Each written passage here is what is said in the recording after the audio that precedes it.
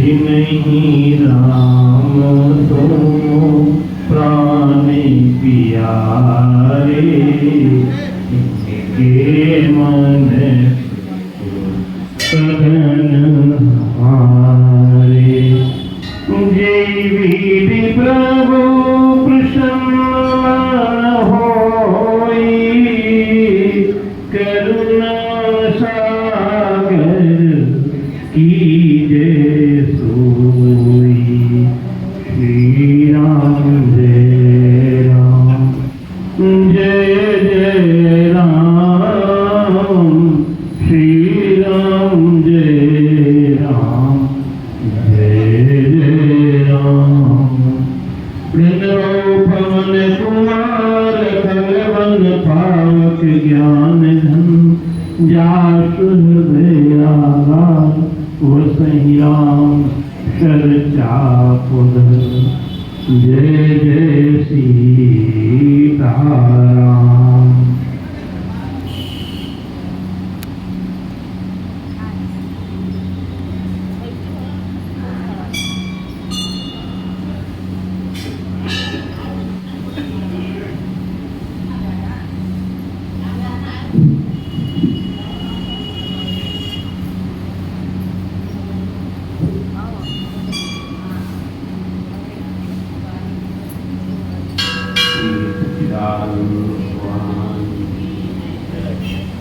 सनातन धर्म की भागवत भगवान की इस प्रातःकालीन मेला में पावन धर्म पर आप सभी धर्म का बंधन आए हम सभी श्रद्धा सुमन के साथ परमात्मा की मंगलमयी कथा की ओर एकाग्र होते हैं। और आज तो भगवान का जन्म दिवस की है।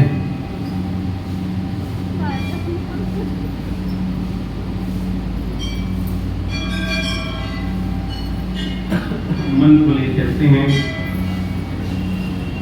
सुखताल तीर्थ पर, जहाँ व्रत बंद होकर के विराजमान राजा परीक्षित को श्री सुखदेव जी महाराज कथा सुनाते हुए कहते हैं, राजन युधिष्ठिर जी चिंतित हुए। उन्होंने भाइयों को राजसूय यज्ञ के लिए दिग्विजय करने हेतु भेज दिया, लेकिन जरासंध को जीता नहीं जा सका।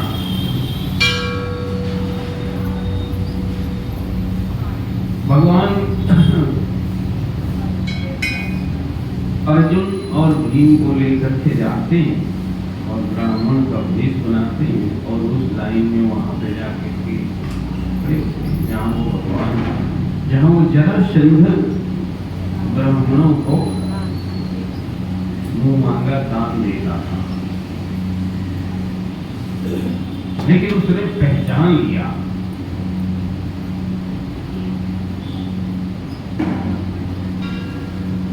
देख लिया कि इनके हाथों में वो धनुष बाण की रगड़ के निशान बने हुए हैं। भाषा भी देखी, यानी कहीं शास्त्री बता रहे हैं इससे व्यक्ति की पहचान हो जाती।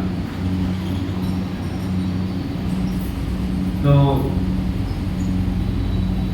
फिर भी उसने जो सोचा, अपने जो उसके अंदर विचार आया, उसने कहा मेरे डर के कारण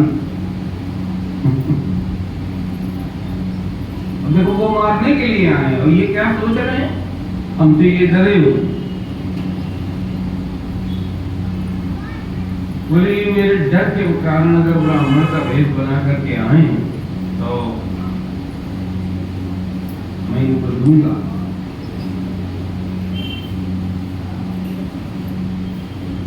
और हम व्यक्ति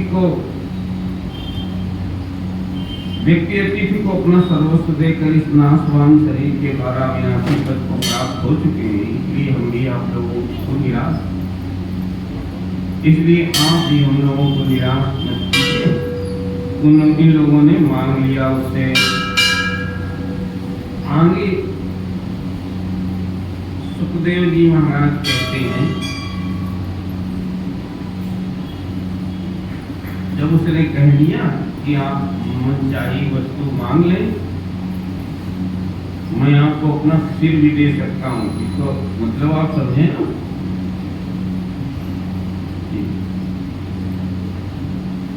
जीवन में सत्कर्म भी है, ऐसा नहीं है कि नहीं है, लेकिन उसका अभिमान भी है।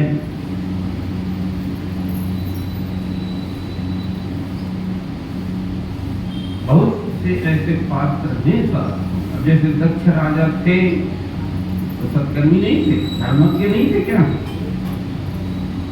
महाराज ब्रह्मा जी के पुत्र थे, कौन? दक्ष।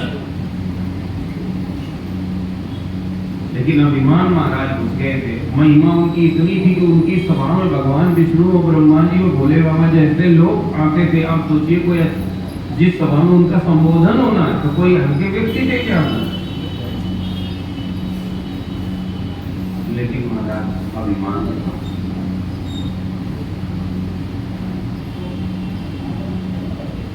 और वो अभिमान यहाँ तक चढ़ा कि यज्ञ की आड़ में भगवान भोलेनाथ को अपमानित करना है। और आड़ किसकी लेनी है? ज्यादा खतरनाक है। जब धर्म की आड़ में कोई पाप करता है तो वो ज्यादा खतरनाक है। जी, वो ज्यादा विषय था। आगे मनोवृत्ति देखिए, ध्यान दे ही नहीं। दानी है, ब्राह्मण भक्त है, समझ है, अभिमान के कारण संवेदनशीलता नहीं है, पहचान नहीं पा रहा है ठीक से।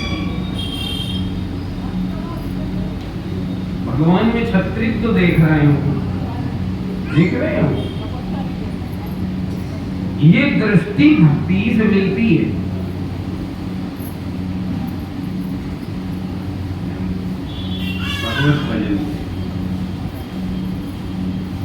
सत्कर्म से पुण्य हो सकता है।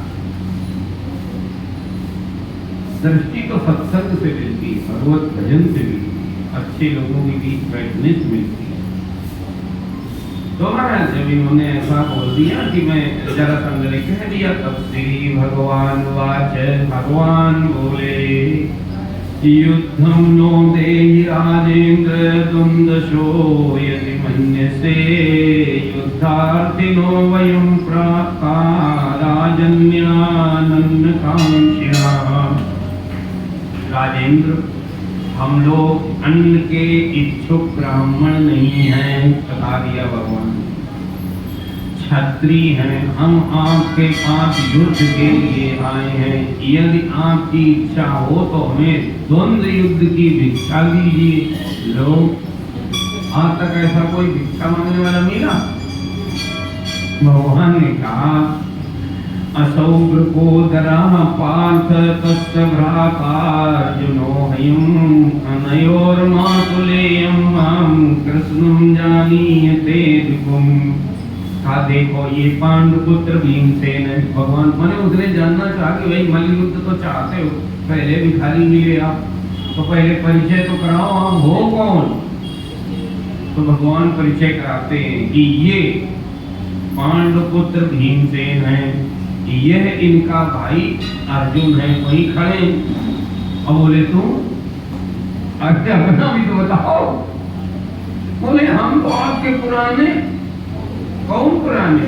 बोले, मैं इन दोनों का ममेरा भाई, आपका पुराना शत्रु कृष्ण हूं। एवं महावेदितो राजा जहां सोचे स्नुमांगदा, आह चावर्षितो मंदायुद्धं तर्हि ददामि वहा। जब भगवान श्री कृष्ण ने इस प्रकार अपना परिचय दिया, तब राजा जरासंध ठठाकर हंसने लगा। अच्छा तो तुम ही हो? और चिढ़कर बोला, अरे मूर्खो। अब तो सब भगवान को दो लोगों को कैसा लगा होगा। ये ना सोचना कि भगवान के साथ सब लोग ऐसा अच्छा ही व्यवहार करते हैं। ये बात एक इसलिए भी है कि आपके साथ भी कभी कभी विपरीत व्यवहार हो जाए तो कुछ ज्यादा, है ना? हाँ, उसको नहीं कि अब हमारा इतना अपमान हो गया तो अब तो हमको मर जाना सही। अरे सामने वाले को उतनी बुद्धि थी, उसके लिए तुम क्यों मरे जा रहे? ऐसे लोग देखे कि नहीं देखे? नहीं देखे? देखे वो मिलते होंगे।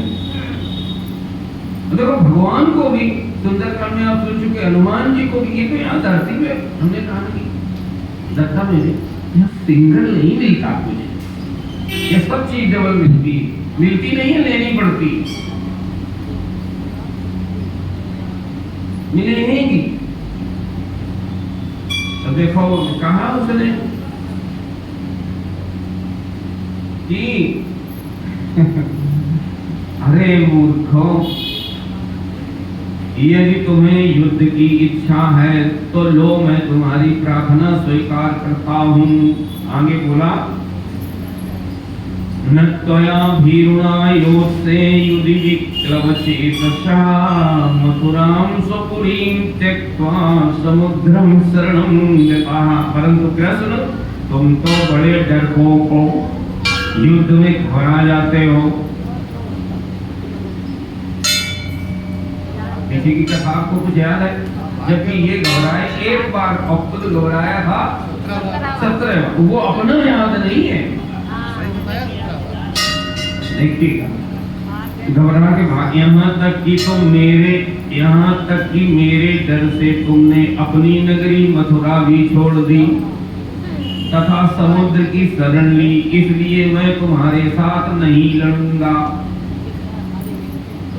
तो भगवान ने अर्जुन की ओर इशारा किया होगा, इनसे लड़ लो। तो बोला आगे, अयम तु वैसा तुल्यो नाति सत्तो न मे समाः अर्जुनो न भवेत् योधा भीमस्तुल्य बलो मम। कहा ये अर्जुन भी कोई योद्धा है? तो भगवान ने कहा होगा कि नहीं, हमसे तो भाई। तो बोले ये भी कोई पहलवान है? एक तो अवस्था में मुझसे छोटा है, दूसरे कोई विशेष बलवान भी नहीं है। मैंने लड़ेंगे तो जल्दी बोल, कुछ ठीक ठाक से लड़े। अच्छा ये किसमें होता है समझ नहीं ना? इसलिए यह भी मेरे जोड़ का वीर नहीं है, मैं इसके साथ भी नहीं लड़ूंगा। रहे भीमसेन, ये अवश्य ही मेरे समान बलवान और मेरे जोड़ के हैं। तथा समेखले वीरौ संयुक्त वितरे तरौ जग्नतुर्वज्र कल्पाभ्याम गदाभ्याम रणधुर्मदौ। अब दोनों रणोन्मत्त वीर अखाड़े में आकर एक दूसरे से भिड़ गए और अपनी वज्र के समान कठोर गदाओं से एक दूसरे पर चोट करने लगे। मंडलानि विचित्राणि शव्यं दक्षिणमेव च चरतो शुशुभे युद्धं नटयोरिव रंगिणोः। उमें दाएं बाएं तरह तरह के पैतरे बदलते हुए ऐसे शोभायमान हो रहे थे मानो दो श्रेष्ठ नट रंगमंच पर युद्ध का अभिनय कर रहे हो, क्योंकि दोनों बढ़िया, भाई भीमसेन भी और जरासंध भी अच्छे हैं, योद्धा हैं। कहा ततश्चटा शब्दो वज्र निस्तेष सन्निभा गदयो क्षिप्तयो राजन् तन्तयोरिव दन्तनो। का परीक्षित, जब एक की गदा दूसरे की गदा से टकराती तब ऐसा मालूम होता मानो युद्ध करने वाले दो हाथियों के दांत आपस में भिड़कर चटचटा रहे हैं या बड़े जोर से बिजली तड़क रही हो। वही गदे भुज जमेन निपात्यमाने अन्योन्य तो सकटी पाद करो रुजंत्रून् चूर्णी बभूव तुरुपेत यथार्थ शाखे संयुध्यतोर्दर दयोरिव दीप्तमंध्यो। जब तो हाथी क्रोध में भरकर लड़ने लगते और आग की डालियां तोड़ तोड़ कर एक दूसरे पर प्रहार करते। आग बने कौड़ा, हम हाथी को कौड़ा तोड़ने में कितना श्रम पड़ता, मैंने सामान।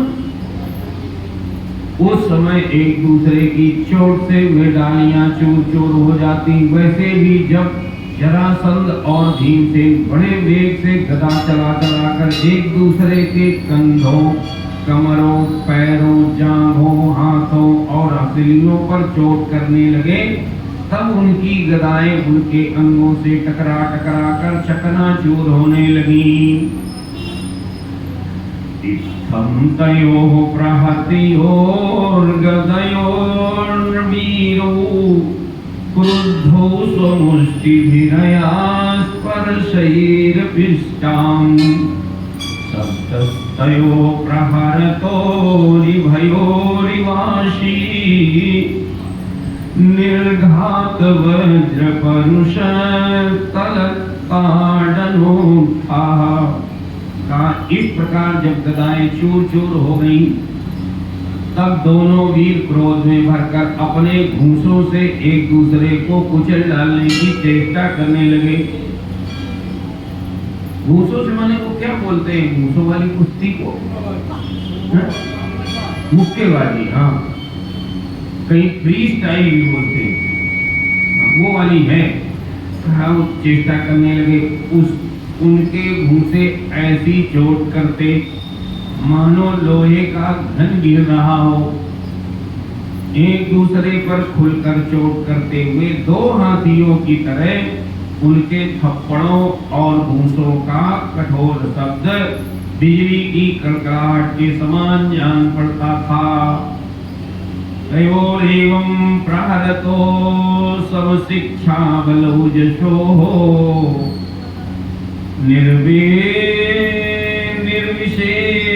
निर्विशेषमभूद्युद्धं क्षीणजवयोर्नप। परीक्षित, जरासंध और भीमसेन की गदा युद्ध में कुशलता, बल और उत्साह समान थे। ध्यान देने वाली लाइन है, कुशलता, बल और उत्साह ये समान है दोनों में, तो जीत हार का फिर कारण क्या बनेगा वो ध्यान देने वाली बात। दोनों की शक्ति तनिक भी क्षीण नहीं हो रही थी। इस प्रकार लगातार प्रहार करते रहने पर भी दोनों में से किसी की जीत या हार न हुई। एवं तयोर महाराज युध्यतो सप्तविंशति दिनानि निर्गं तत्र सुहृन्निशितिष्ठतो। दोनों वीर रात के समय मित्र के समान रहते। ये देखिए द्वापर की बात है ना, कलयुग की नहीं है जी। युद्ध में भी निष्ठा है, नियमों का पालन। अब हमें पूजा में नियमों का पालन करने में समस्या होती है, युद्ध में भी नियम का पालन है। हालांकि पालन नियम के आज भी बने, उस पर इंटरनेशनल जो संस्था है वो हस्तक्षेप कर देगी अगर आप नियमों का पालन नहीं करते। युद्ध में नियम का पालन कल भी था, आज भी है, लेकिन अब पालन नहीं होता है। देखो पहले वो पालन हो रहा है, क्या हो रहा है कि दिन में लड़ेंगे और रात में एक ही जगह भोजन करते हैं, तो भी मित्र की तरह लिखा है। दोनों भी रात के समय मित्र के समान रहते। आप सोचिए, ये द्वापर का प्रभाव है। कलयुग में हमें लगता संभव नहीं है। अरे गदा युद्ध जहां एक दूसरे की जान की पड़ी है, वहां इतनी जल्दी शाम को इतना बड़ा बदलाव कर लेना, ये कौन कर सकता है? जिसका जीवन नियम निष्ठा से बंधा, वो बदल लेता है अपने मन को। नहीं तो एक बार महाराज चित्त में अगर कोई चीज घूम गई तो नहीं निकलेगी। लेकिन ये दिखाया ये जा रहा है कि कितना बड़ा बदलाव वो कर लेते हैं कि दिन में घोर शत्रु हैं और रात्रि में मित्र हैं।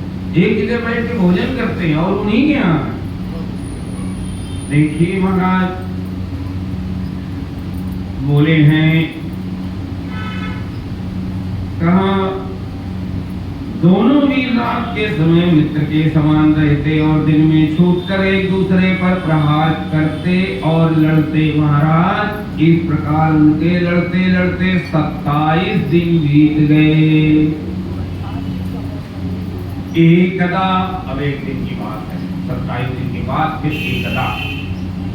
एकदा मातुलेयं वै प्राहराजन् वृकोदरः न शक्तोऽहं जरासन्ध निर्जेतु युधिमाधव शत्रोर्जन्ममृति विद्वान् जीवितं चाजराकृतं पार्थमाप्याययन् स्वेन तेजसा चिन्तयध्वरिः। प्रिय परीक्षित, 28वें दिन भीमसेन ने अपने ममेरे भाई श्री कृष्ण से कहा, श्री कृष्ण मैं युद्ध में जरासंध को जीत नहीं सकता, मैंने हमारे बस का अरे ना। भगवान श्री कृष्ण जरासंध के जन्म और मृत्यु का रहस्य जानते थे, क्योंकि कई बार ये मारने की कोशिश करते, इनको लगता है मर गया, वो फिर से जिंदा हो जाता है। तो भीमसेन ने कहा होगा ये तो मर ही नहीं रहा है। आगे बोलते हैं कि भगवान इस बात को जानते थे इसकी मृत्यु कैसे होगी और इसका जन्म कैसे होगा,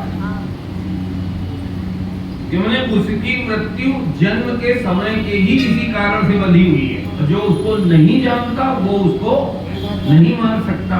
तो देखिए क्या बोले हैं भगवान श्री कृष्ण जरासंध के जन्म और मृत्यु, जन्म से बंधी हुई है उसकी मृत्यु जानते थे, और यह भी जानते थे कि जरा राक्षसी ने जरासंध के शरीर के 2 टुकड़ों को जोड़कर इसे जीवन दान दिया था। 2 टुकड़े पैदा हुए थे किसी रानी के, तो उन्होंने उनको भिजवा दिया था मत समझ करके। वहां ये जरा नाम की राक्षसी थी, उन्होंने दोनों टुकड़ों को उठा करके उसको जीवित कर लिया। देखिए अब उसमें कुछ रहा होगा, ऐसे कोई जीवित कर लेता। कहते हैं उसने जब उसमें जल छिड़का मंत्र फूका तो जियो जियो बोला, तो उसी से उसका जरासंध बाद में ग्रंथों के नाम पड़ा था। तो उन 2 टुकड़ों में जुड़ने की सामर्थ्य थी अगर वो आमने सामने हो तो। ये बात भगवान जानते थे कि अगर ये अलग भी हो गए लेकिन ये अगर आमने सामने हैं तो फिर जुड़ जाएंगे। देखिए तो कहा कि 2 टुकड़ों को जोड़कर इसे जीवन दान दिया था, इसलिए उन्होंने भीमसेन के शरीर में अपनी शक्ति का संचार किया। ये आया अब बदला किसने? भगवान। और जरासंध के वध का उपाय सोचा।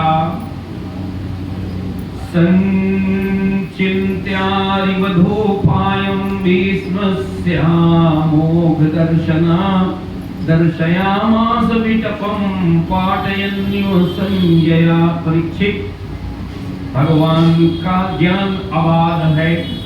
अबाध है माने कहीं भी वो रुक नहीं सकता, ठिठक नहीं सकता, बाधित नहीं हो सकता, न किसी समय में, न किसी स्थान में, न किसी वस्तु में।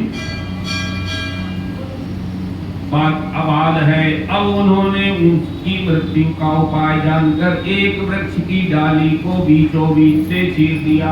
उधर युद्ध चल रहा, दिखा दिया होगा कि मेरी ओर देखे रहे हाथ भी धमक करते हो। तो उन्होंने संकेत किया, बोला नहीं है कि ऐसे करो, और वृक्ष की डाली चीर करके दिखाया और इशारे से भीमसेन को दिखाया।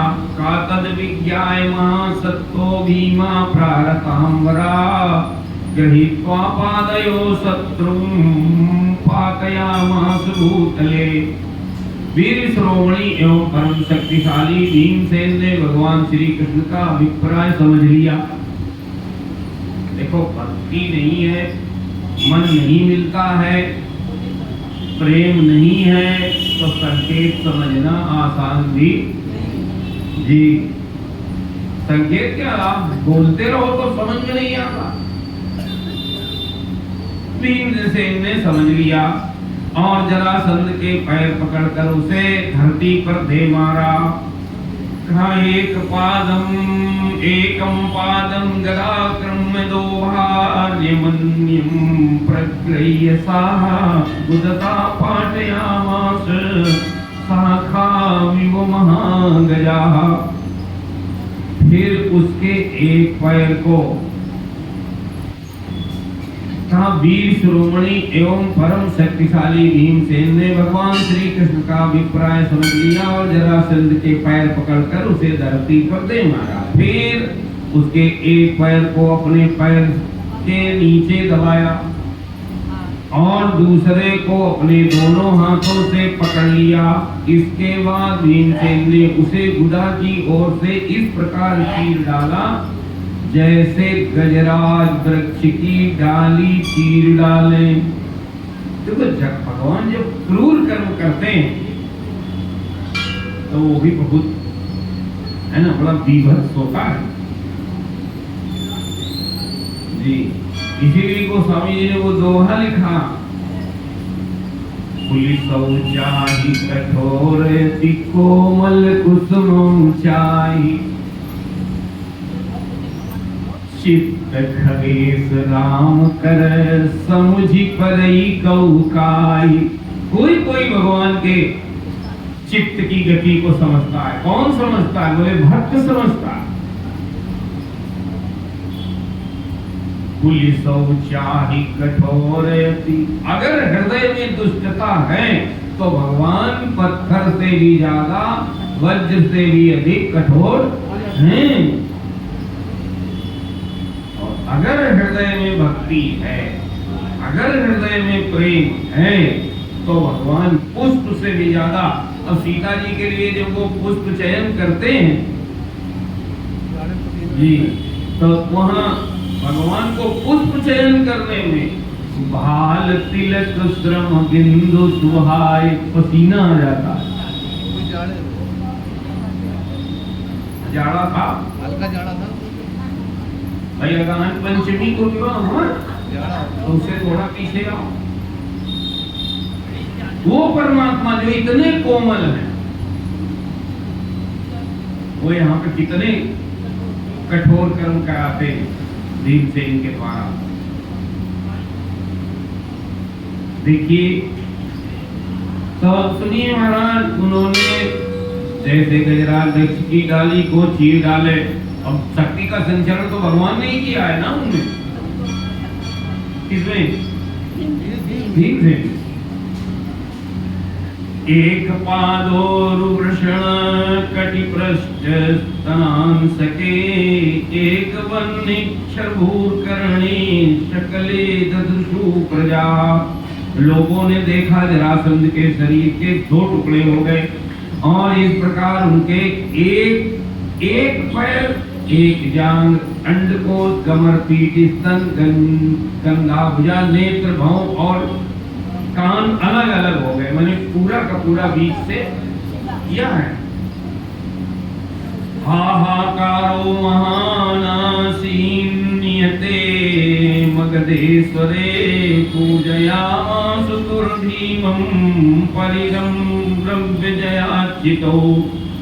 मगधराज जरासंधु मैंने वो भगवान के इशारे पर उन्होंने टुकड़ा इधर का उधर, उधर का इधर करके फेंक दिया। अब की बार वो नहीं जुड़ा। हाहाकार मच गया पूरी प्रजा में। कहा, मगधराज जरासंध की मृत्यु हो जाने पर वहां प्रजा बड़े जोर से हाय हाय पुकारने लगी। भगवान श्री कृष्ण और अर्जुन ने भीम का आलिंगन करके उनका सत्कार किया। जीत गए तो थोड़ा उत्साहवर्धन किया। सहदेवं तत्तनयं भगवान् भूतभावन अभ्यंसिंचत मे आत्मा मगधानां पतिं प्रभो मोचयामास राजन्यां संदुद्धामागधेन ये। सर्वशक्तिमान भगवान श्री कृष्ण के स्वरूप और विचारों को कोई समझ नहीं सकता। क्या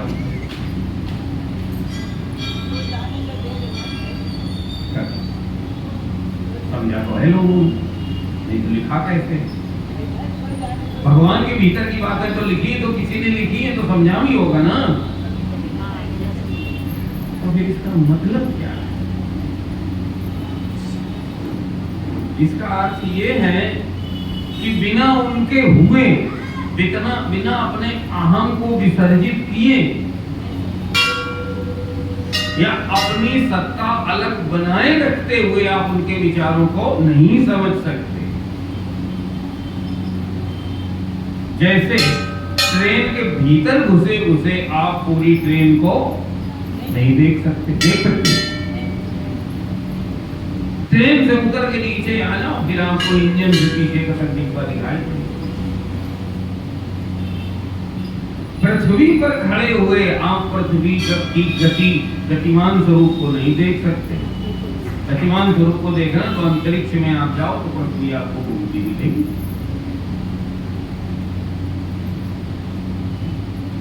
उन्हें अपनी सत्ता अलग बनाए रखते हुए कोई भगवान के विचारों को नहीं जान सकता, भक्ति की भाषा में समर्पित हुए बिना। कहा सर्वशक्तिमान भगवान श्री कृष्ण के स्वरूप और विचारों को कोई नहीं समझ सकता। वास्तव में वे ही समस्त प्राणियों के जीवन दाता हैं। उन्होंने जरासंध के सिंहासन पर उसके पुत्र सहदेव का अभिषेक कर दिया। जीत तो लिया है, लेकिन न पांडवों को राज्य दिया है न खुद लिया। किसको दिया?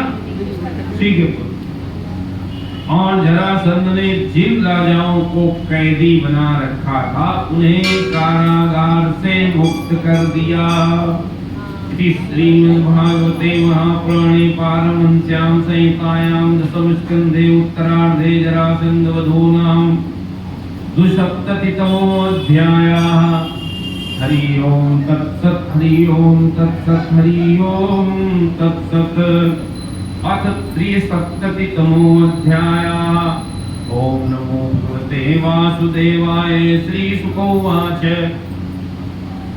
आगे कथा सुनाते हुए श्री सुखदेव जी महाराज कहते हैं, राजन अच्युते द्वे सतान्यश्चौल्यया युधि निर्जिताः ते निर्गता गिरिदुर्ण्यां मलिना मलवाससा। जरासंध ने अनायासी 20,800 राजाओं को जीतकर पहाड़ी में एक किले के भीतर कैद कर रखा था। आगे कथा सुनाते हुए बता 20,800। भगवान श्री कृष्ण के छोड़ देने पर जब वे वहां से निकले, भगवान श्री कृष्ण ने कहा होगा भाई मुख्यतः तो वो उन्हीं के लिए आए। जो मूल प्रयोजन है आपको याद है? हाँ, वो दूध गया था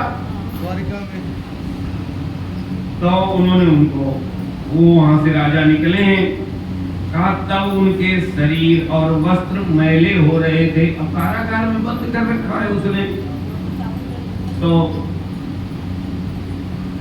छुच्छामा सुखवदना सरो संरोध परिकर्षिताः ददृष्टे घनश्यामं पीतकौसेयमाशशं। वे भूख से दुर्बल हो रहे थे। कौन? वो जो 20,800 राजा हैं। और उनके मुंह सूख रहे थे। जेल में बंद रहने के कारण उनके शरीर का एक एक अंग ढीला पड़ गया था। वहां से निकलते ही उन नरपतियों ने देखा कि सामने भगवान श्री कृष्ण खड़े हैं।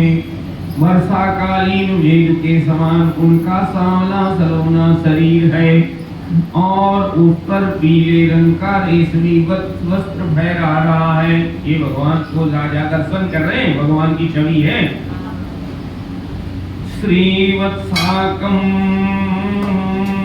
चतुर्बाहुं पद्मगर्भारुभेणेक्षणं चारु प्रसन्नवदनं स्फुरन् मकरकुण्डलम्। अब व्यास जी शब्द चित्र खींचते हैं, भगवान का ध्यान मूर्ति है। ये बीच बीच में परमात्मा की ऐसी झांकी प्रस्तुत की जाती है कि जब हमें अगर ध्यान करना हो तो इस झांकी को हम अपने हृदय में बिठा सकते हैं। अगर आप भगवान की झांकी को हृदय में बिठाओगे तो जो दुनिया की झांकियां बिना वजह की घुस गई हैं, कहाँ? हृदय में, वो हट जाएंगे। देखिए क्या बोले हैं, कैसी झांकी है परमात्मा की।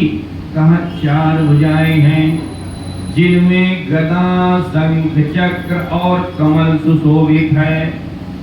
वक्षस्थल पर सुनहरी रेखा, श्रीवत्स का चिन्ह। ये लक्ष्मी जी हैं।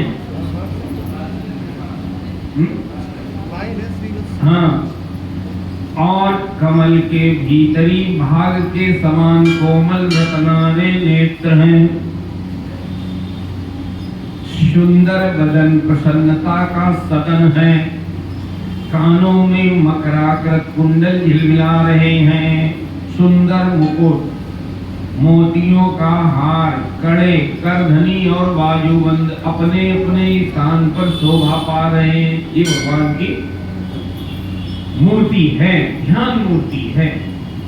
कभी इनमें से आप कोई भी चयन कर लीजिए और बस उसी का फिर हमेशा रखिए, बदलिए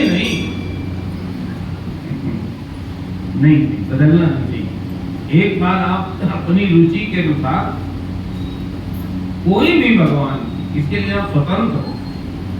लेकिन होता ही है, मनी राम क्या करते हैं कि पहले तो हम कुछ भी चयन कर लेंगे, जब उसमें थोड़ी कठिनाई आएगी तो फिर वहां भागे, फिर वहां थोड़ी कठिनाई आई तो वहां भागे, वहां कठिनाई आई तो वहां भागे। वो नहीं बनेगा। सरल कुछ नहीं है। और उद्देश्य अगर पक्का हो जाए तो सब कुछ सरल है, कठिन भी कुछ नहीं। लेकिन आरंभिक काल में अगर आप ये सोचो कि नहीं यहाँ कठिन है तो वो सरल है, तो वो सरल है, तो वो सरल है, तो फिर आप भ्रम में हो। एक बार चयन कर लिया तो फिर कर लिया, फिर आप उस छवि का ध्यान करें हृदय में तो फिर भक्ति में वृद्धि होती है। आगे बता रहे हैं कि बाजूबंद अपने अपने स्थान पर शोभा पा रहे हैं। पद्महस्तं गदा शंकर अंगैरुपलक्षितं किरीटहार कटक कटी सूत्रांगदाचितं भ्राजद्वरमणिग्रीवं निवीतं वनमालया पिबन्त इव चक्षुर्भ्यां लिहन्त इव जिह्वया। गले में कौस्तुभ मणि जगमगा रही है और वनमाला लटक रही है। भगवान श्री कृष्ण को देखकर उन राजाओं की ऐसी स्थिति हो गई मानो वे नेत्रों से उन्हें पी रहे हैं, जीभ से चाट रहे हैं, नासिका से सूंघ रहे हैं, बाहुओं से आलिंगन कर रहे हैं। माने सारी ज्ञानेंद्रियां और सारी कर्मेंद्रियां जी उन्हीं में एकाग्र हो गई। उनके सारे पाप तो भगवान के दर्शन से ही धुल चुके थे। उन्होंने भगवान श्री कृष्ण के चरणों पर अपना सिर रखकर प्रणाम किया। इसका एक अर्थ ये भी है कि चूंकि सभी इंद्रियों का राजा मन है, मन अगर चिपक गया, लग गया भगवान में तो फिर इंद्रियां तो लग जाएंगी। दो तरीके हैं, या तो आप इंद्रियों को लगाओगे तो धीरे से मन लग जाएगा, मन लग जाएगा तो इंद्रियां लग जाएंगी। तो बोले हैं कि अब उन राजाओं ने थोड़ा कथा में चले भगवान की उस आनंदमयी मूर्ति छवि का रस लिया और फिर उनको कहा, दंडवत प्रणाम किया, श्री कृष्ण के चरणों पर अपना सिर रखकर प्रणाम किया। कहाजिघ्रन्त इव नासाभ्यां रमन्ते इव बाहुभिः प्रणये मुहुर्हत पाप्मानो मूर्धवि पादयोर्हरिः कृष्ण संदर्शनाल्लाद ध्वस्त संरोधन क्रमः प्रशंस सुहृदृषिकेशं दीर्घी प्रांजलयोर्नृपा। भगवान श्री कृष्ण के दर्शन से उन राजाओं को इतना अधिक आनंद हुआ कि कैद में रहने का क्लेश बिल्कुल जाता रहा। ये एक बहुत बढ़िया बात है। वे हाथ जोड़कर विनम्र वाणी में भगवान श्री कृष्ण की स्तुति करने लगे। ऐसे भगवान के आराधन का बड़ा लाभ ये है कि आप कोई भी देखना, जब साधना फल में परिणित हो जाती है तो जो पीछे का जो श्रम है उसका प्रभाव भी उत्पन्न हो जाता है। जब मनु शत्रुपा जी ने तपस्या की और जब तपस्या पूरी हो गई तो वो फिर से उन्होंने कहा कि वो जो भाई राजा थे आकर के एकदम से गोमती के तट पर असुविधाओं में रहे तो शरीर को नियम संयम जब आरंभ काल में पकड़ो तो थोड़ा सा शरीर है ना त्रस्त तो होता ही है, तो हुआ। लेकिन साधना पूरी होने पर बोले हस्त पुष्ट तन भय सुहाय। और कितना मानव अबही भवन ते आए। इसका एक अर्थ ये भी है कि भगवान के ध्यान काल में जो समय जाता है वो समय आपके जीवन से घटता नहीं है। फिर से बोलूं, हाँ ये एक अद्भुत बात है। मैंने जो समय आप परमात्मा के आराधन में जो आयु लगाओगे वो आयु आपकी आयु से नहीं घटेगी। उसमें आयु का क्षरण नहीं होता। किसमें? भगवत ध्यान में। इसीलिए आपने देखा होगा वो ऋषि मुनि है ना, वो इतने साल सुना है ना, उसके पीछे यही है कि महाराज वो भगवत ध्यान में बने रहे तो उस ध्यान काल में उनकी आयु का क्षरण नहीं हुआ। ये है तो महाराज भगवान श्री कृष्ण के दर्शन से उन राजाओं को इतना अधिक आनंद हुआ कि वे कैद में रहने का क्लेश बिल्कुल जाता रहा। गई पतिलोक आनंद भरी, इसके बारे में कहा गया अहिल्या के बारे में। जबकि आप सोचिए कितना क्लेश उन्होंने सहा होगा, लेकिन भगवत स्पर्श अगर उन्हें मिल गया तो वो आनंद से भर गई। देखिए वे हाथ जोड़कर वो राजाओं को बड़ा आनंदित हुआ। वो कैद में रहने का क्लेश बिल्कुल जाता रहा। वे हाथ जोड़कर विनम्र वाणी में भगवान श्री कृष्ण की स्तुति करने लगे। क्या स्तुति करते हैं महाराज? हाँ। राजान ऊंचू, वो जो सब राजा हैं तो वो बोले बहुवचन में, का नमस्ते देव देवेश प्रपन्नार्तिहराव्यया प्रपन्नान् पायिना कृष्ण निर्विन्नान् घोर संसते। शरणागतों के सारे दुख और भय हर लेने वाले देव देवेश्वर। नाम क्या भगवान का रखा? बड़ा लंबा नाम रख दिया इन्होंने। शरणागतों के सारे दुख और भय हर लेने वाले देव देवेश्वर, है ना। मैंने जो भगवान ने वो रखा है वो लाइन आधी याद रखो, ममुपन शरणागत भय हारी। ये अमृत लाइन है, ये घट गई है यहाँ।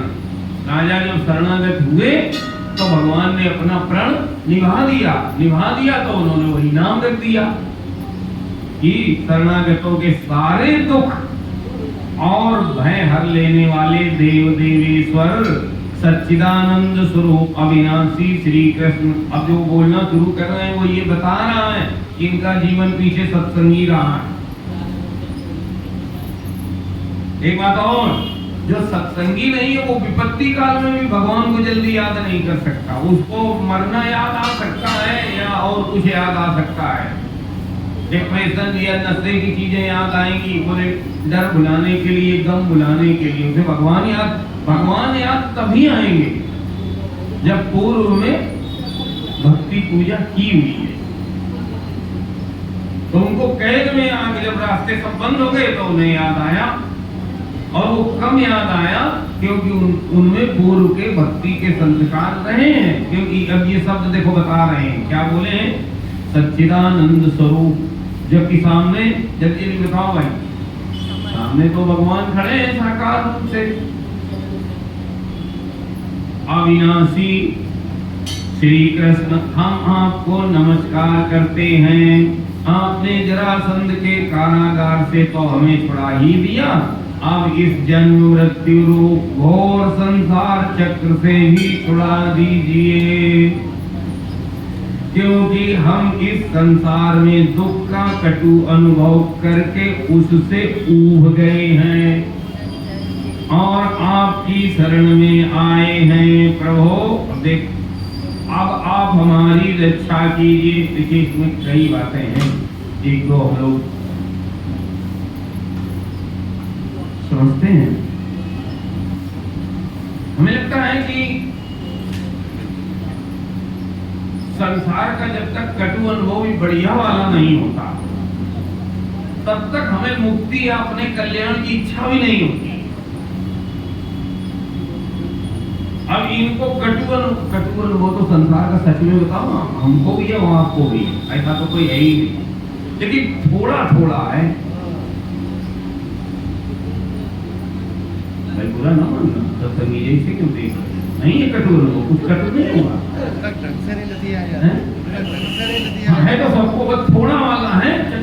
तो हमें लगता है कि ये ज्यादा वाला ज्यादा अच्छा है, कम से कम जीवन लक्ष्य को याद तो दिला देता है। देखो राजाओं को जीवन लक्ष्य याद आ गया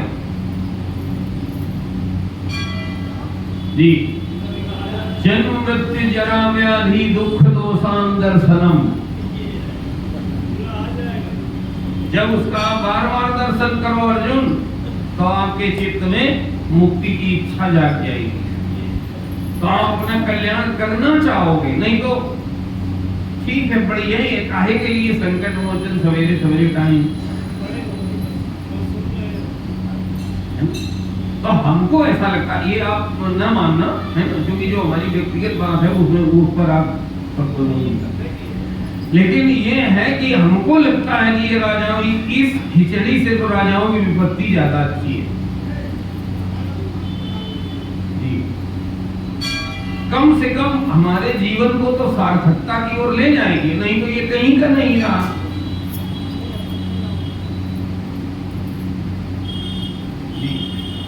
अब राजाओं के चित्त में ये तो है कि अब की बार तो जो हुआ सो हुआ प्रभु, अब हम मुक्ति चाहते, कल्याण चाहते, अब हम आपकी शरण में रहना चाहते हैं, संसार की शरण में रहने का स्वाद नहीं चाहिए। अब उससे वैराग्य हो गया उनको, ये है इसके मूल में, इसके मूल में जो है वो ये है वैराग्य हो गया उनको। भले ही धक्का लगने के बाद हुआ, लेकिन कम से कम हुआ तो है ना। तो देखिए क्या बोले हैं, अब हम जन्म मृत्यु रूप घोर संसार चक्र से, अब इस माने आपने जरा संदेश तो छुड़ा ही दिया, तो हो सकता है इस जन्म में छुड़ा दिया है, तो अगले फिर हम पैकिंग बदलेगी और फिर कोई जरा संत मिलेगा तो चलता ही रहता है हमारा। देह मिलेगी तो ये सब होता रहता है। आप थोड़ा सा आप यहाँ से कुछ हल निकालते हो, देखो दूसरी समस्या खड़ी हो जाती, वो हटाते हो तो तीसरा चला आता है। और आप अगर ये सोचो कि हम संसाधनों के बल पर समाधान निकाल लेंगे तो आप बहुत गलत फहमी में हो। नहीं हो सकता।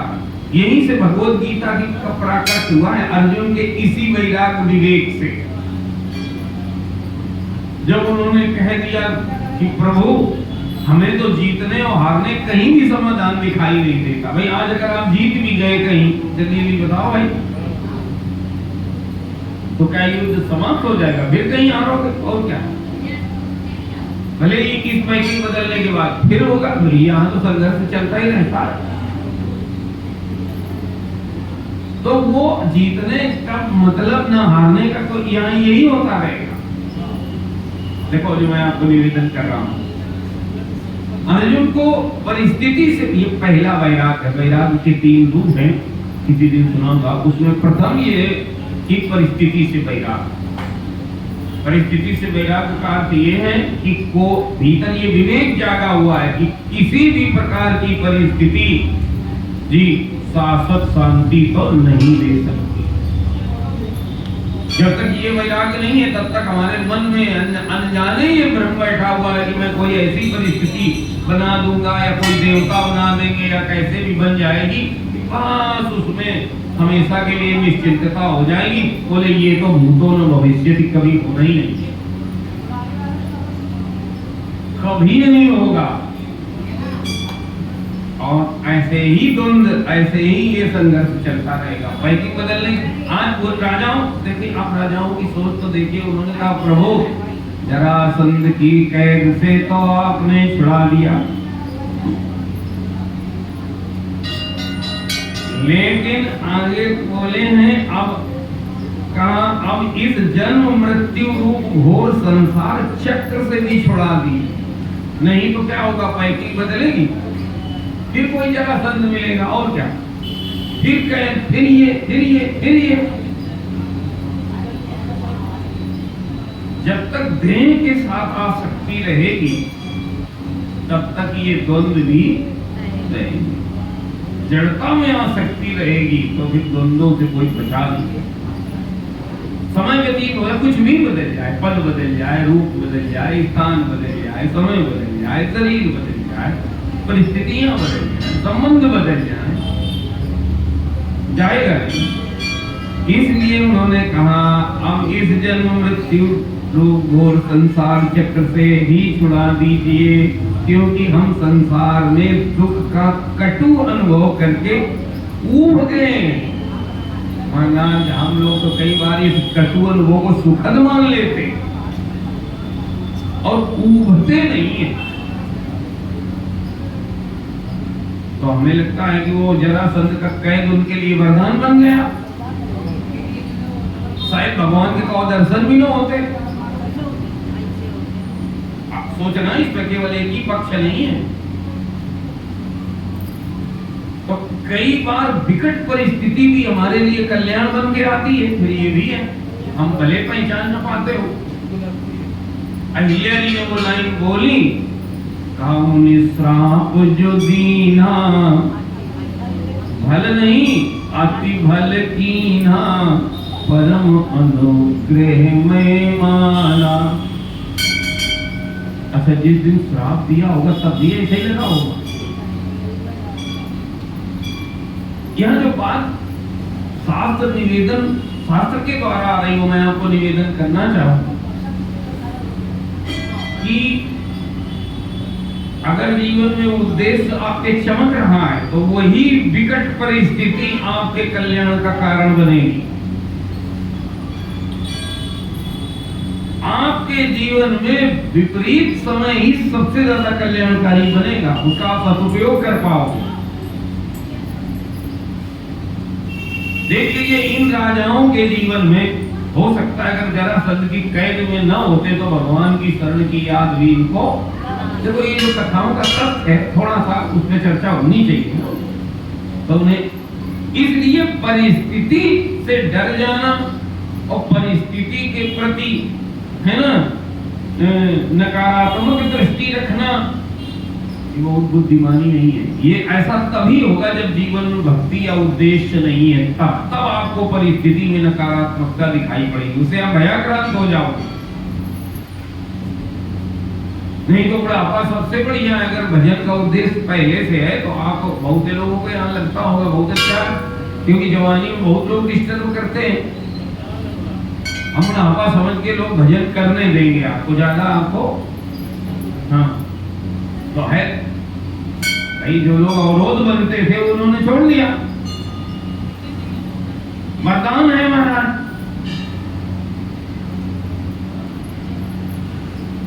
कभी झिझक के इस पे विचार कीजिए। तो देखिए उन्होंने कहा प्रभु क्योंकि हम संसार में दुख का कटु अनुभव करके डूब गए हैं और आपकी शरण में आए प्रभु, अब आप हमारी रक्षा कीजिए। तो अब किससे रक्षा कीजिए? अब जन्म मृत्यु चक्र से रक्षा कीजिए, ये मांग है उनकी। ये विवेक आ गया उनको। भगवत दर्शन का प्रभाव ये है, भगवत शरणागति का प्रभाव ये है। तपस्या भजन का एक प्रभाव होता है, लेकिन ध्यान रखना विद्या बिना अज्ञान बिना ज्ञान के नहीं जाता। थोड़ा मानस की एक लाइन से आप ले सकते हैं। सती जी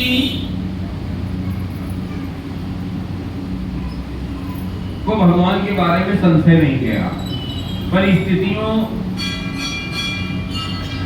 में उठापटक हुई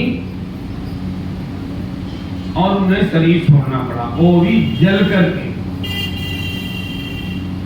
मुक्ति नहीं हुई उनकी, कल्याण नहीं हुआ उनका, लेकिन जो उन्होंने भगवान भोलेनाथ के प्रति निष्ठा रखी थी, थोड़ा आप उस पर ध्यान दे रहे हैं ना, उसका एक फल हुआ।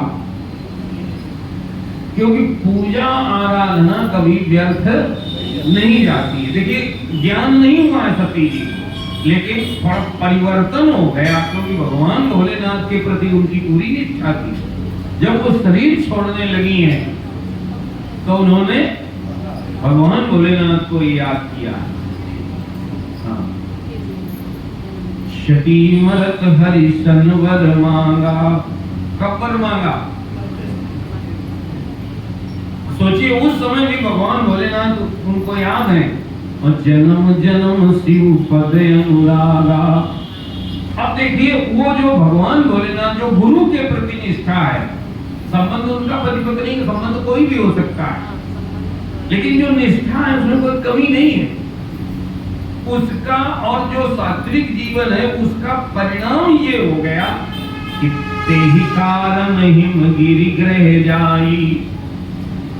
हिमग्रह का मतलब ये अब की बार जो जन्म हुआ है उन पिता के यहाँ है जो पिता अहंकारी नहीं है। ये देखिए परिस्थितियां बदल गई हैं। तेहि कारण हिम गिरि ग्रह जाई और जन्मी पार्वती तनु पाय। पार नाम भी रखा, पिता का भी नाम लिया और पिता के साथ उनका नाम जोड़ करके दिया है। पार्वती नाम कैसे पड़ा? पर्वत की पुत्री। जहां विशालता तो है, देखिए थोड़ा आप ध्यान नहीं दें, जहां विशालता तो है लेकिन विशालता का अभिमान नहीं। वहां दक्षता तो है लेकिन दक्षता का अभिमान भी है। देखो माता पिता परिवार अच्छा हो तो भजन में मदद होती है। अब की बार उनकी भजन में मदद हुई और उस तपस्या और खूब तपस्या उन्होंने की। उस तपस्या का परिणाम ये हुआ कि उनके मन में मुक्ति की इच्छा। तपस्या से भगवान भोलेनाथ को उन्होंने फिर से प्राप्त किया, लेकिन अभी अज्ञान नहीं गया। अज्ञान हमेशा श्रवण से जाता है, अविद्या श्रवण से ही जाएगी, ये ध्यान रखना। इतना सब कर लिया, जन्म बदल गया, भगवान भोलेनाथ फिर से मिल गए, दो देवता उनके पुत्र बने, गणेश भगवान, और कितनी महिमा है, लेकिन अज्ञान नहीं गया। अज्ञान बिना सत्संग के नहीं जाता। और वो इतना अंतर आ गया कि जो पूर्व जन्म में भगवान भोलेनाथ के सुनाने पर समझाने पर भी नहीं समझती, अगस्त ऋषि के आश्रम में कथा चल रही है वहां भी नहीं सुनती, वो अब हाथ जोड़ करके धरणीधर सीसा भगवान भोलेनाथ के चरणों में सर रख करके कहती हैं, अब प्रभु हरहु मोर अज्ञाना। तो भगवान शंकर ने कहा होगा, वो तो हम पहले ही हरण कर रहे थे, तो भाई अज्ञान तो बिना भगवान की कथा के जाता नहीं है, और वो आप सुनना नहीं चाहती हो। बोले नहीं नहीं, वो गलती है, आप याद न रखो। कही रघुनाथ कथा विधिनाना, आप हमें वो भगवान की जो विविध प्रकार की कथा है वो आप सुनाओ। ये अंतर देखा ना आपने, जो कथा नहीं सुनना चाहता था, सत्कर्म से धर्म निष्ठा से उनमें ये बदलाव आ गया। उस जन्म में और इस जन्म में ये बदलाव हुआ। जब ये बदलाव हुआ तो वही कथा मीठी लगने लगी। कथा तो वही है जो पहले मीठी, जल्दी भी बोलो, नहीं लग रही। ये अंतर आ गया है। तो मैं निवेदन कर रहा था कि अब वो राजाओं को कटु अनुभव हो गया और अब वो जन्म मृत्यु से छूटना चाहते हैं। आपकी शरण में आए प्रभु, अब आप हमारी रक्षा कीजिए। किससे? जन्म मृत्यु के। इसको कहते मुमुक्षा, इसको कहते मुक्ति की इच्छा, इसको कहते परिस्थिति से वैराग। जान गए कि परिस्थिति शोभन से शोभन होगी, तब भी वो द्वंदात्मक ही हो, कोई भ्रम नहीं है उनको। राजा होते हुए भी कैद में रहे हैं महाराज, नाश्ता समय से नहीं मिलता होगा। कैद में समय से मिलता कि नहीं, मैं नहीं पता, कम से कम मन का तो नहीं मिलता होगा। ऐसे आप घर में बैठती हो तो जो मानती हो नाश्ता में आज जरा पोहा और क्या क्या, अब ये तो नहीं होता होगा। राजा होकर के ऐसी परिस्थितियों में भी रहना पड़ता है। देवता होकर के रावण बांधे था उनको, सोचो कैसा लग रहा होगा। कर जोरे सुर दिशिप विनीता, आप सोचिए, अब भ्रकुटी बिलोकत सकल सविता। जब हनुमान जी पहुंचे तो दृश्य यही था, देवता भयाक्रांत खड़े थे। किसने बांध रखा था उनको? रावण ने। तो कोई देवता होना भी, वहां भी परिस्थिति द्वंदात्मक है। मैं ये कह रहा था, परिस्थिति चाहे अच्छे व्यक्ति की हो, बुरे व्यक्ति की हो, देवता की हो, आप सत्कर्म करके देवता बन जाओ, लेकिन परिस्थिति में कभी साम्य संभव, जल्दी जल्दी बोलो, नहीं है। ये भ्रम हटना चाहिए। यही भ्रम हटने के बाद ईमानदारी से भक्ति और मुमुक्षा और कल्याण की इच्छा और मानव का उद्देश्य जीवन में प्रकट होता है, जागता है, उसके प्रति जिम्मेदारी बनती है। तब कोई गुरु के पास जाता है, तब कोई वर्ण करता है। तो देखिए कहाँ है, प्रभु अब आप हमारी रक्षा कीजिए। नमस्ते देव देवेश प्रपन्नार्ति हराव्यया, प्रपन्नान् पायिना कृष्ण निर्विन्नान् घोर संस्कृते, नैनं नाथान् वैसूयामो मागधं मधुसूदन, अनुग्रहो यदि भवतो राज्ञां राज्यच्युति हो। का मधुसूदन हमारे स्वामी, हम मगधराज जरासंध का कोई दोष नहीं देखते। अरे राम, ये भगवत दर्शन का प्रभाव। भगवान, यह तो आपका बहुत बड़ा अनुग्रह है कि हम राजा कहलाने वाले लोग राजलक्ष्मी से च्युत कर दिए गए। भगवान, अब देखो जरा क्या शब्द देखिएगा, हम लोग पाठ में चल रहे हैं, ध्यान रखना। का हम मगधराज जरासंध का कोई दोष नहीं देखते। क्यों भाई नहीं देखते? बोले कारण ये है कि वो उसी के द्वारा ऐसी परिस्थिति पैदा की गई कि आपका मुझे दर्शन हो गया। देखना इसके पीछे की बात। भगवान, यह तो आपका बहुत बड़ा अनुग्रह है। क्या अनुग्रह? कि राजा कहलाने वाले हम लोग राजलक्ष्मी से च्युत कर दिए गए। आए पहले पाठ कर लेते हैं। बोले शंकर भगवान की जय, बोले गोविंद भगवान की।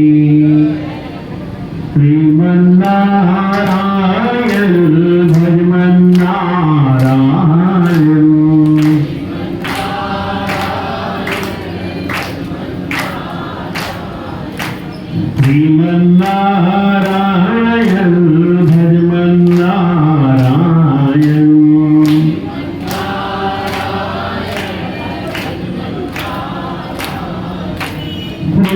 श्रीमन्नारायण नारायण नारायण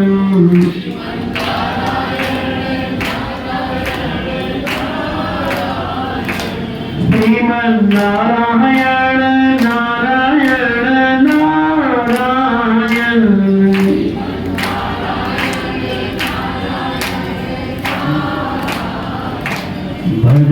भजमन्नारायण नारायण नारायण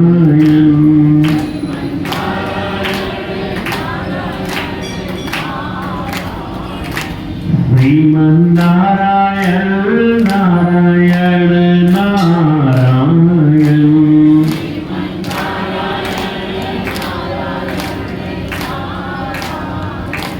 लक्ष्मी नारायण नारायण नारायण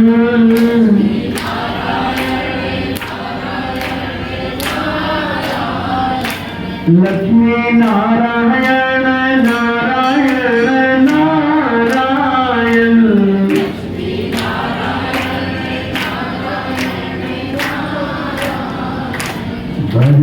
भजमन्नारायण नारायण नारायण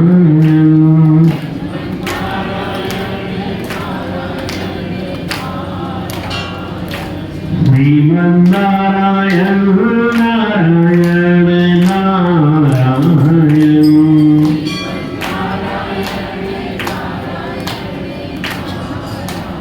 बोलिए लक्ष्मी नारायण भगवान की। श्री भगवान वाच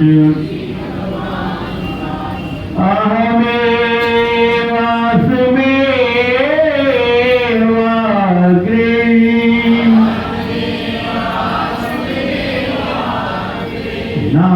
नान्यत् यत् सदसत्परम्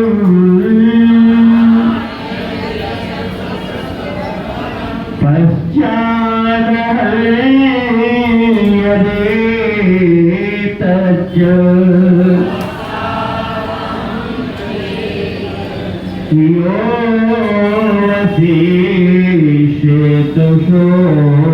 योऽवशेषेतुषोऽस्म्यहम्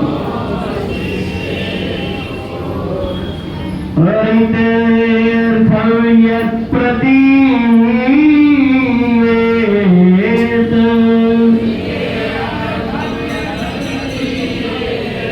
न प्रतीयेत चात्मनि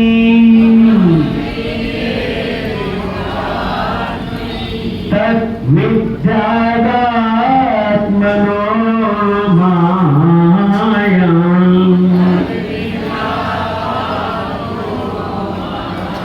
यथा भाषो यथा तमः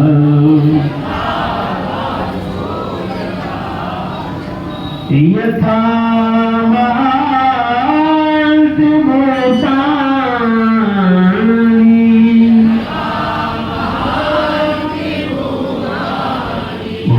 भूतेषु चावचेष्टनु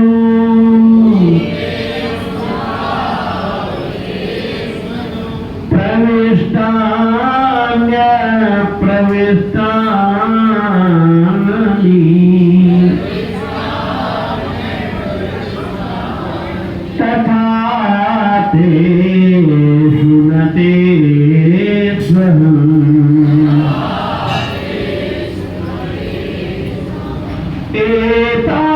एतावदेव जिज्ञासा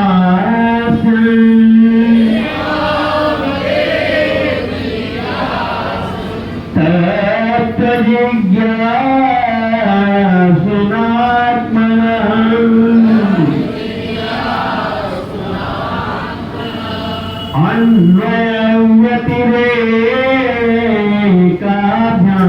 अन्वयव्यतिरेकाभ्याम् यत्स्यात् सर्वत्र सर्वदा।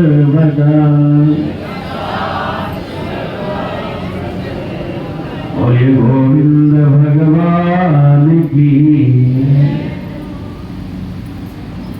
चर्चा चल रही है जरासंध की कैद से छूटे हुए 20,108 राजा भगवान की स्तुति करते हुए कह रहे हैं, वो परिपक्व समझ से पगे हुए शब्द हैं उनके। बोले हैं भगवान यह तो आपका बड़ा अनुग्रह है कि हम राजा कहलाने वाले लोग राजलक्ष्मी से च्युत कर दिए गए, माने राजलक्ष्मी हमसे छूट गई। आगे बोले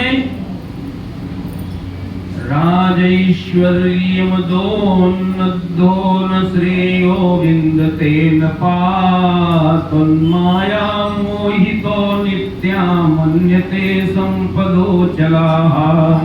क्योंकि जो राजा अपने राज्य ऐश्वर्य के मद में उन्मत्त हो जाता है उसको सच्चे सुख की कल्याण की प्राप्ति कभी नहीं हो सकती।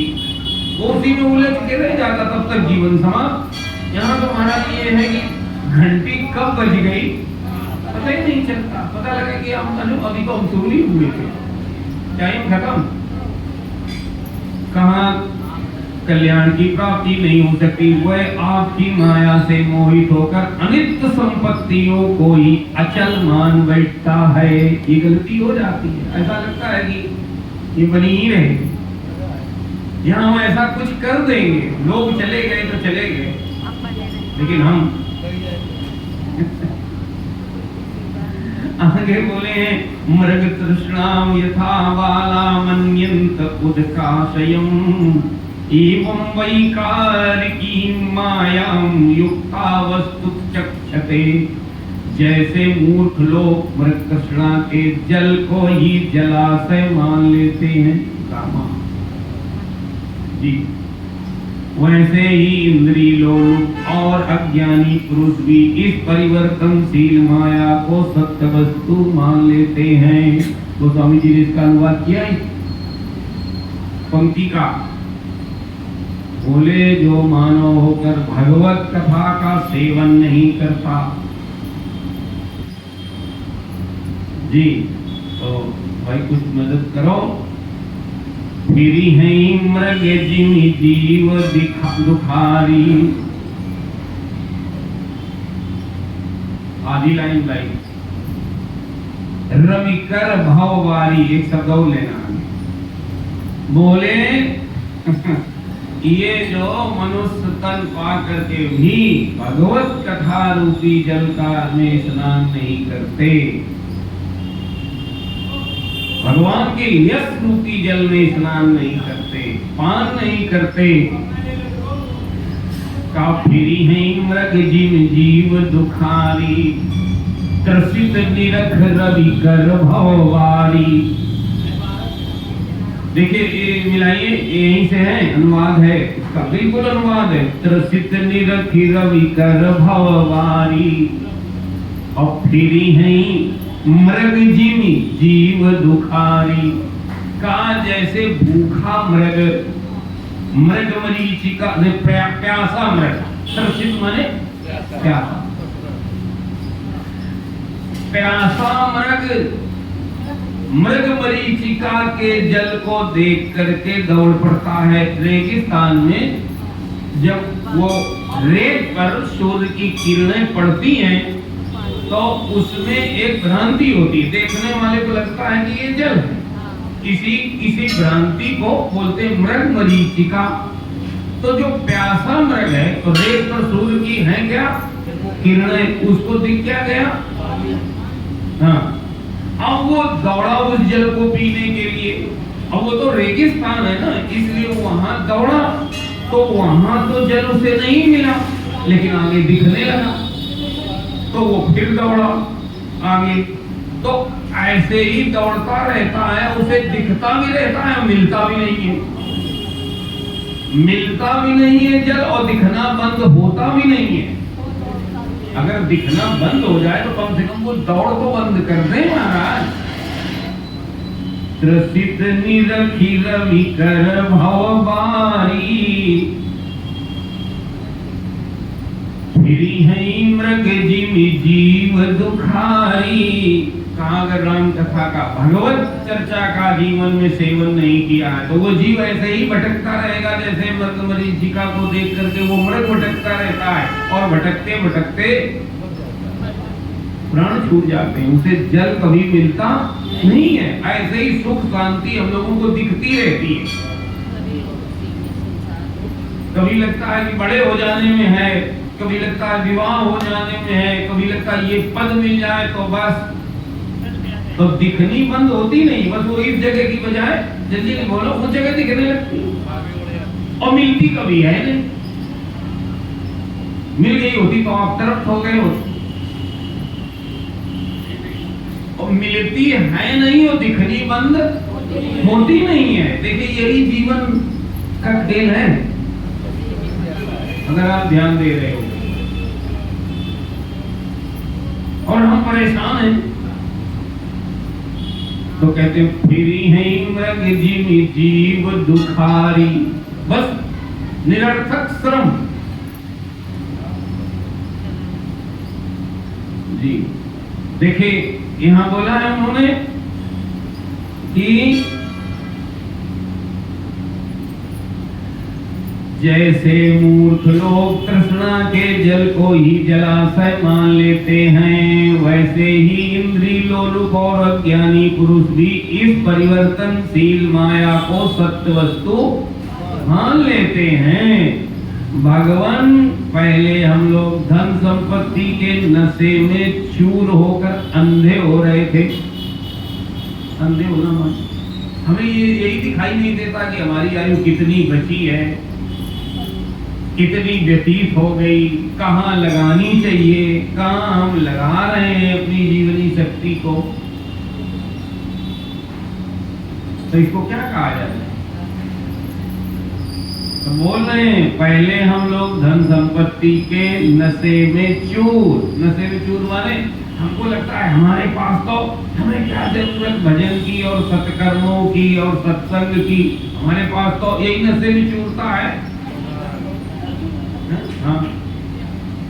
भगवान पहले हम लोग धन संपत्ति के नशे में चूर होकर अंधे हो रहे थे। ये नशे में चूर होने के बाद व्यक्ति अंधा होता, उसको कुछ समझ ही नहीं आता कि हम कितने बचे हैं और कहाँ खर्च हो रहे हैं, अब हमें क्या करना चाहिए क्या नहीं करना चाहिए। इस पृथ्वी को जीत लेने के लिए एक दूसरे की होड़ करते थे और अपनी प्रजा का नाश करते रहते थे। सचमुच हमारा जीवन अत्यंत क्रूरता से भरा हुआ था और हम लोग इतने अधिक मत वाले हो रहे थे कि आप मृत्यु रूप से हमारे सामने खड़े हैं, इस बात की भी हम तनिक परवाह नहीं करते थे। तो ये हमारी पहले की समझ है, पहले की समझ में और आपकी समझ का अंतर समझ में आ रहा है। सुनिए तो आगे बोले हैं वयम पुरा श्रीमद नष्ट दृष्टयो जिगीषया इतरे तरस्पृधा नंता प्रजा स्वा अति निर्घृणा प्रभो मृत्युं पुरस्त्वा विगण्य दुर्मदाः तैव कृष्णाद् गम्भीरन्हसा दुरन्तवीर्येण विचालिता श्रियाः कालेन तन्वा भवतोऽनुकम्पया विनष्टदर्पाश्चरणो स्मरामते। कहा सच्चिदानंद श्री कृष्ण काल की गति बड़ी गहन है, वह इतना बलवान है किसी के चाले नहीं टलता। क्योंकि क्यों न हो वह आपका शरीर ही तो है, माने काल भी भगवान का ही रूप है अब उसने हम लोगों को श्रीहीन निर्धन कर दिया। आपकी अहेतुकी अनुकंपा से हमारा घमंड चूर चूर हो गया। अब हम आपके चरण कमलों का स्मरण करते हैं। अथो न राज्यम मृगत्रस निरूपितम देहेन सस्वत पततारुजाम्बुवा उपासितव्यं स्प्रयामहे विभो क्रियाफलं प्रेत च कर्णरोचनम्। कहा है रोगों की तो यह जन्मभूमि ही है। प्रभो विभो, अब की क्या बोले हैं? प्रभो नहीं विभो। विभो माने चलो समय हो गया, कल आते आते चर्चा होगी। ये भगवान का नाम उन्होंने रख दिया, क्या संबोधन दिया, विभो कभी प्रभो। तो विभुम व्यापकम ब्रह्मवेद स्वरूपम, वो स्वामी जी ने खूब प्रयोग किया इस शब्द का। तो चलिए कल सुबह नया नया मन लेके आए। कहा विभो, यह शरीर दिनों दिन क्षीण होता जा रहा है। कौन बोल रहा है? वो ये सब वो राजा लोग। क्या बढ़िया समझ बन गई है। कई बार पिटने के बाद समझ बनती है, और समझ बन जाए तो हम थोड़ा पिट जाए, भगवान कृपा करे, ये भी भगवान की कृपा ही है।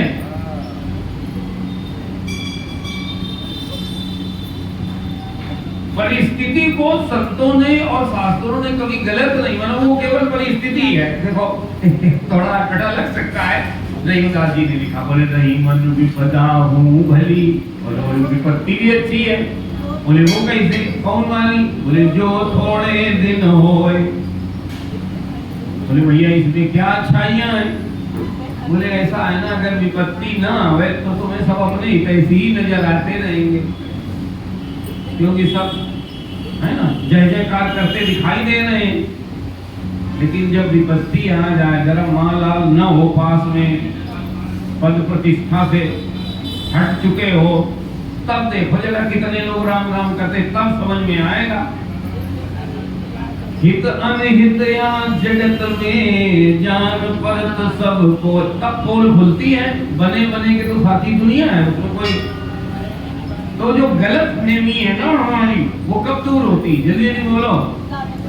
वो विपत्ति में दूर होती कि तब कितने लोग खड़े होते।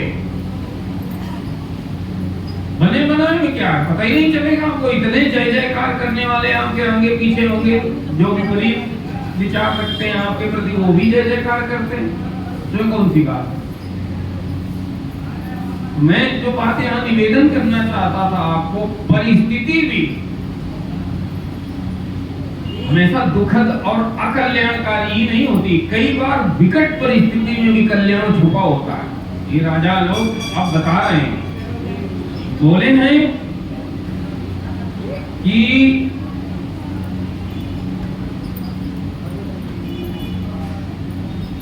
बताया विभो, यह शरीर दिनों दिन क्षीण होता जा रहा है। क्या बढ़िया, मैंने एक दिन चला गया तो हमारी जीवन से वो कम हो गया। और क्या, इसके ये हो सबके साथ रहा है, दद्दा मेरे, आपके साथ भी, मेरे साथ भी। लेकिन हमें इस बात का विवेक नहीं है। हमें पता ही नहीं कि एक दिन चला गया तो कहां गया। किस्मत में हमने खो दिया, खो तो दिया है, लेकिन खोने की समझ नहीं है। तो कहा यह शरीर दिनों दिन क्षीण होता जा रहा है। रोगों की तो यह जन्मभूमि ही है। क्या? शरीर। अब हमें इस शरीर से भोगे जाने वाले राज्य की अभिलाषा नहीं है। भगवान ने कहा होगा कि अब आप जाओ, राज्य आपका मिल रहा है, तो वो क्या कह रहे हो? हमको अभिलाषा, क्योंकि हम समझ गए कि वह मृग तृष्णा के जल के समान सर्वथा मिथ्या है। अब कछुनाथ न चाहिए पूरे। यही नहीं, हमें कर्म के फल स्वर्ग आदि लोगों को भी, और जो मरने के बाद मिलते हैं, इच्छा नहीं है, क्योंकि कर्म का फल चाहे जितना शोभन हो, अंततः वो विनाशी होगा, क्योंकि कर्म ही विनाशी है। तो कर्म फल से आप कभी तृप्त हो जाओगे, ये भ्रम टूट गया राजाओं का। अगर अच्छा सत्संग सन्निधि न मिले तो हम इसी भ्रम में जीवन समाप्त हो जाता है कि कुछ ऐसा कर लेंगे कि उसके फल के प्रभाव से हम सदा आनंदित बने रहेंगे। बोले आप कर्म अच्छे करो, उसके फल तो अवश्य ही मिलेंगे, लेकिन ये भ्रम न रहे थे आप। कर्म के द्वारा जो फल आएगा वो विनाशी ही होगा, क्योंकि कर्म ही विनाशी है जी। चाहे जितना शोभन हो, कर्म फल कभी स्थायी नहीं होता, कभी नहीं होता। तो देखिए क्या बोले हैं कि हमें कर्म के फल स्वर्ग आदि लोकों की भी जो मरने के बाद मिलते हैं इच्छा नहीं है। ये बड़ी बात है, क्योंकि हम जानते हैं कि वे निस्सार हैं। निस्सार है माने इनका कोई सार नहीं है। आज वो भी समय आ जाएगा जब ये मिले थे नहीं मिले थे बराबर हो गए। केवल सुनने में ही आकर्षक जान पड़ते हैं। तमना समादिशोपायम एन ते चरणाब्जयो स्मृतिर्यथा न विरमेद अपि संसरतामिह। अब हमें कृपा करके आप वह उपाय बताइए जिससे आपके चरण कमलों की विस्मृति कभी न हो। ये मानने लायक है, ये उपलब्धि है का सर्वदा स्मृति बनी रहे, चाहे हमें संसार की किसी भी योनि में जन्म क्यों न लेना पड़े जी। अब महाराज इस पर आगे की चर्चा कल 8 बजे श्रवण करेंगे। आज के परीक्षित के रूप में रहे आदरणीय श्री प्रदीप दीक्षित जी एवं आदरणीय श्री सुरेंद्र सत्संगी जी। कल के परीक्षित के रूप में भी श्री प्रदीप दीक्षित एक के द्वारा 8 बजे व्यास पूजन संपन्न होगा। आज सोमवार है तो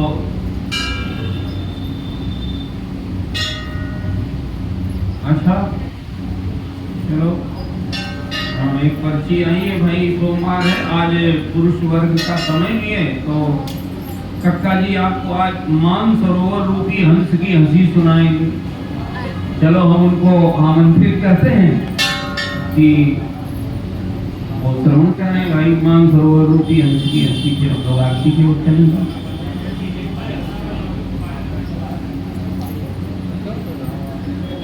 ये विषय तो हमें पता ही नहीं था कि क्या सुनाएंगे, हमें भी नहीं पता था।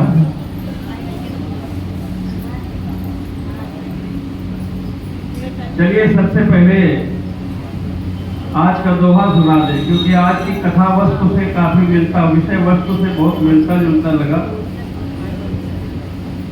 बाधक जग सेवन नहीं, बाधक जग सेवन नहीं, बाधक अति अनुराग,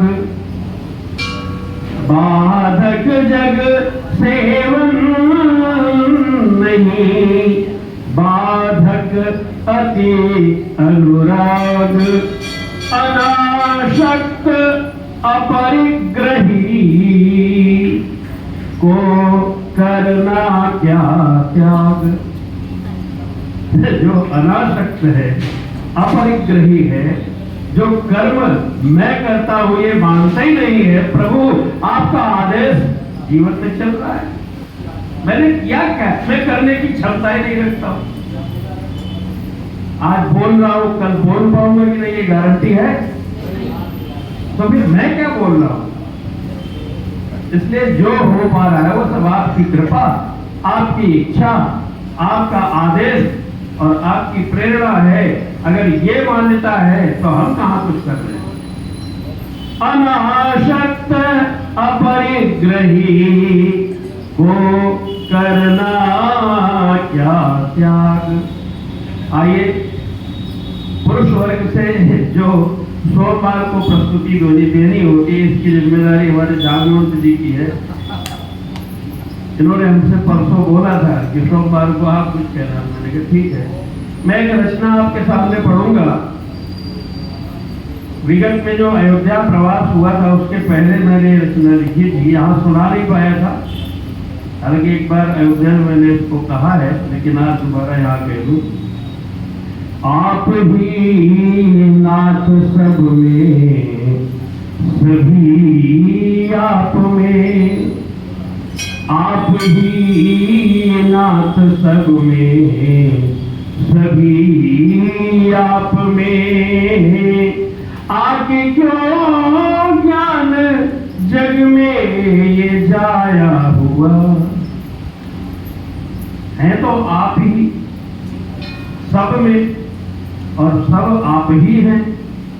ये ज्ञान था हमें, ऐसा भी नहीं कि ये कोई नई बात, ये था, लेकिन यहाँ आते ही भूमि परत भाग आके क्यों ज्ञान जग में ये जाया हुआ। रोज गाऊं भजन, ध्यान जप भी करूं, आपके भोग के बिन न भोजन करूं। किंतु फिर भी जहां दृष्टि हो हर कहीं, किंतु फिर भी जहां दृष्टि हो हर कहीं, सत्य है नाथ क्यों आप दिखते नहीं। सच तो यही है। मैं इनमें मिश्रा जी देखता हूँ, इनमें गुप्ता जी देखता हूँ, इनमें अवस्थी जी देखता हूँ, भगवान तो किसी में नहीं देखता हूँ। सत्य है नाथ क्यों आप दिखते नहीं, भूल हमसे हुई क्या बताओ प्रभु, भूल हमसे हुई क्या बताओ प्रभु। आपने खुद को है क्यों छिपाया हुआ, आप ही नाथ सब में, सभी आप में। मन में पर्दा पड़ा लोभ का मोह का, पात्र होने न दे आपके क्षोभ का। मूल को भूल कर सिर्फ काया दिखे, जो मूल वस्तु है वो तो किसी के भीतर नजर ही नहीं आती है। सिर्फ शरीर हूं मैं, ये शरीर है, मैं भी शरीर हूं।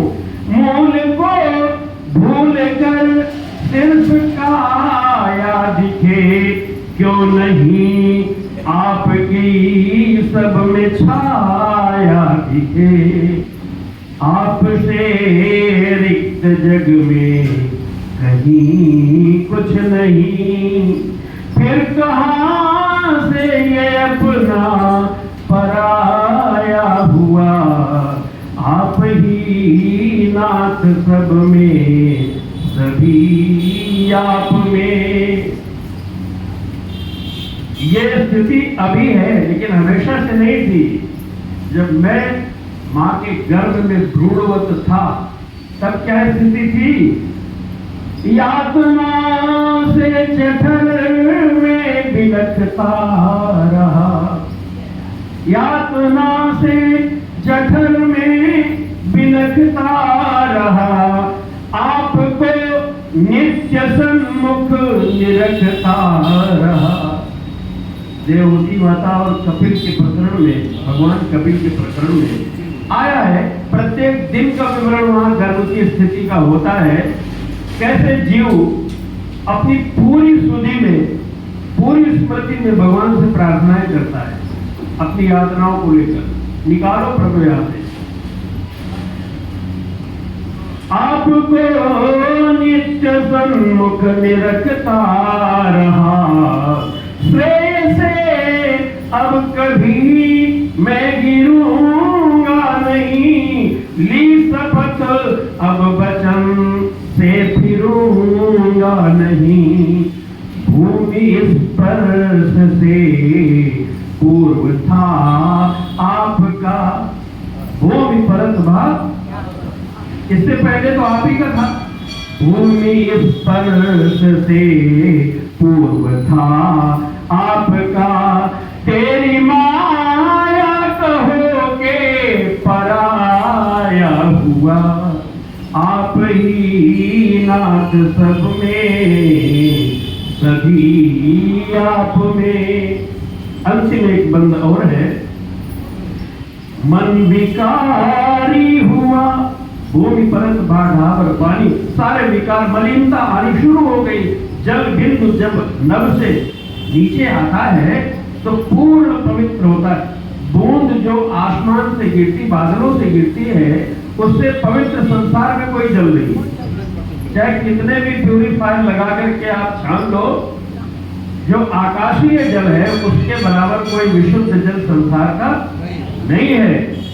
तो पूर्ण विशुद्ध था जब मैं धरती को स्पर्श कर रहा था, लेकिन सारी मलिनता भूमि परत ढावर पानी जिन जीवई माया लपटाली, इस माया ने मलिन कर दिया। तो हुआ क्या? मन विकारी हुआ। मन विकारी हुआ, मैं शिकारी हुआ। मन विकार से ग्रस्त हुआ, मैं बड़ा तीरंदाज बन गया, शिकारी बन गया। मैं तो बहुत कुछ जानने लगा, मेरे अंदर बड़ी होशियारी आ गई, बड़े क्या क्या नहीं आया। मन विकारी हुआ, मैं शिकारी हुआ। मुझसे अपराध फिर बारी बारी हुआ।